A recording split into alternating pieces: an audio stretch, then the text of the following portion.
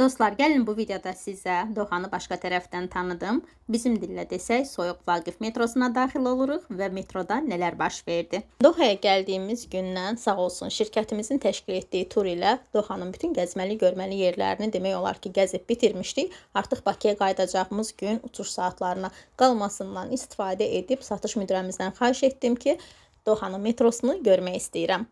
Heç bir zaman bizi qırmayan şirkətimizin satış müdirəsi və kollektivimiz metroya yollandıq. Çirkli, səsli, küylü, heç bir sualımıza cavab almadığımız İstanbul metrosundan sonra Dohanın metrosuna həqiqətən də vuruldum. Öz işçiləri, tərtəmiz stansiyaları, standart, ailə, VIP vaqonlarına ayrılmış Doha qatarına cəmi bizim pulla 3 ay zənlik bilet alıb 24 saat həmin biletdən istifadə edib şəhərin hər tərəfinə gedib gəlmək mümkündür. Bakı metrosundan fərqli olaraq Doha qatarının altına heç kəs özünü ata bilməz, çünki qoruyucu bu cür ikinci qapılar var. Biletimizlə standart vaqonumuza daxil olduq.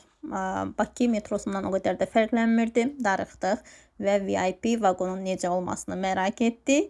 VIP vaqona keçid etdik. İlk dəfə idi ki, maşinistsiz bir vaqonun hərəkət etdiyini görürdüm. Bəlkə də siz görmüsünüz. Dubayda olan liderlərimiz məhz Dubayda da metronun bu cür maşinistsiz idarə olunduğunu deyirlər. Mənə görə çox maraqlı idi. İlk dəfə idi ki, bu cür gözəlliyi yaşayırdım. Və niyyət edirəm bir çox ölkələri gəzməyi, səyahət etməyi və səyahət edərkən mütləq şəkildə bu cür ictimai nəqliyyatdan istifadə edib sizlərlə bölüşməyi də niyyət edirəm. Və siz hansı ölkələrdə olmusunuz?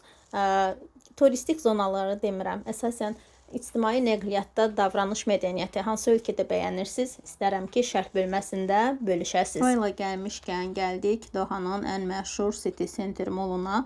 Buradan da ən son alış-verişimizi edib qaydırıq otelə. Çamadanlarımızı götürüb artıq vətənə yollanacağıq. Həm ayrılmaq istəmirik, həm ailələrimiz üçün darıxmışıq. Arzusunda olan hər kəsə belə bir problem arzulayıram.